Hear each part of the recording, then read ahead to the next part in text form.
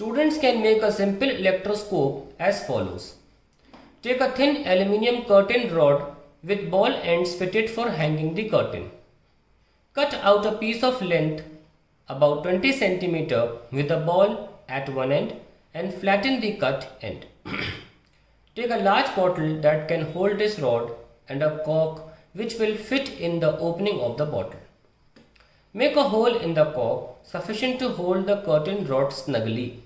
Slide the rod through the hole in the cork with the cut end on the lower side and the ball end projecting above the cork. Fold a small thin aluminium foil in the middle and attach it to the flattened end of the rod by cellulose tape. This forms the leaves of your electroscope. Fit the cork in the bottle with about 5 cm of the ball end projecting above the cork. A paper scale may be put inside the bottle in advance to measure the separation of leaves. The separation is a rough measure of the amount of charge on the electroscope. To understand how the electroscope works, use the white paper strips we used for seeing the attraction of charged bodies. Fold the strips into half so that you make a mark of fold. Open the strip and iron it lightly with the mountain fold up as shown in figure 1.3. Hold the strip by pinching it at the fold. You would notice that the two halves move apart. This shows that the strip has acquired charge on ironing. When you fold it into half, both the halves have the same charge, hence they repel each other. The same effect is seen in the leaf electroscope. On charging the curtain rod by touching the ball end with an electrified body, charge is transferred to the curtain rod and the attached aluminium foil.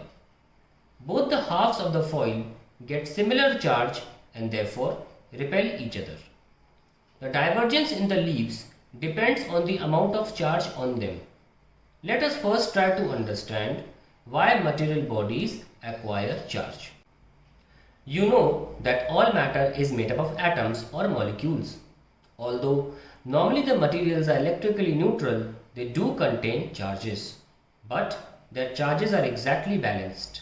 Forces that hold the molecules together, forces that hold atoms together in a solid, the adhesive forces of glue, forces associated with surface tension, all are basically electrical in nature, arising from the forces between charged particles. Thus, the electrical force is all pervasive and it encompasses almost each and every field associated with our life. It is therefore essential that we learn more about such a force. To electrify a neutral body, we need to add or remove one kind of charge. When we say that a body is charged, we always refer to this excess charge or deficit of charge. In solids, some of the electrons being less tightly bound in atom are the charges which are transferred from one body to other. A body can thus be charged positively by losing some of its electrons.